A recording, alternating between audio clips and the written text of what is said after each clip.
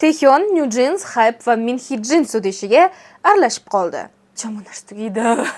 Esingizda bor bo'lsa, 1-2 yil oldin Taehyun якобы скриншot bo'yicha KakaoTalk'da Minhee Jin ko'rsatgan, что вот Taehyun menga yozdi va meni yonimga oldi degan. Hamma o'yladiki, что bu fake. На самом деле bu fake emas ekan. Taehyun bilan Minhee Jin orasida bo'lgan перепискani sud ishiga как spotda taqdim qilindi. Bilgan qanaqa qilib sud ishida Taehyunning gapi, что men shunaqa hozir men ham boraman-da, ular sudiga deb aytaman. Da, men ham o'ylayman, что New Jeans bilan aylit paket xoti. Da, men o'ylaymanki, то, что bilmayman, bitta zo'ro kim qaysidir boshqa gruppadan deyman, bu nima qabul qilinadimi?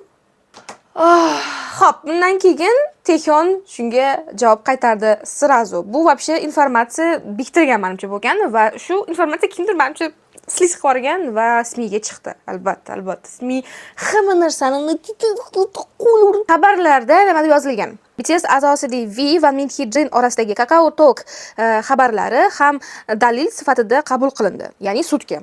O'sha paytda V Minhee Jin bilan KakaoTalk xabar SMS KakaoTalk bilasizlar, xuddi bizning Telegramga o'xshaydi. KakaoTalkda almashib shunday dedi. Plagiat haqida doim gap bor va bu hech qachon tilga olinmaydi. To'g'ri, men qaraganda ular o'xshab ketadi. То есть New Jeans bilan Aylit anaqasi o'xshab ketdi. Taehyun storiesda nima javob berdi shu narsaga? Bu tanishim bilan o'rtoqlashgan shaxsiy kundalik suhbatning bir qismi. Men hech qaysi tomonni qo'llab-quvvatlash niyatida emasdim. Biroq bu suhbat mening roziligimsiz dalil sifatida taqdim etilgandan juda afsusdaman.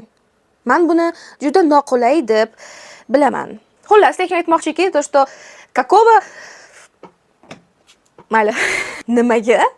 Men ruxsatimsiz shunda buni dalildek topshirdinglar. Taehyun ichi bo'yicha, men shunaqa yozganman, imенно сочувствиеdan, то есть как это? Rahm qilganimdan yozganman, ammo bu noto'g'ri, что meni ruxsatimsiz bu narsa sud ishiga olib borildi deb Taehyun yozdi. Minhee Jin yutib chiqdi Hype sudi ishidan. Okay. New Jeans qo'yapti, bitta qizdan tashqari 4 ta qiz Hype'da qolishyapti va New Jeans bo'lib davom etishadi. Okay. Nega hali ham sud ishi tugamadi? Nega? Hammaga xayr va yaxshi yangilik kutamiz degan umiddaman.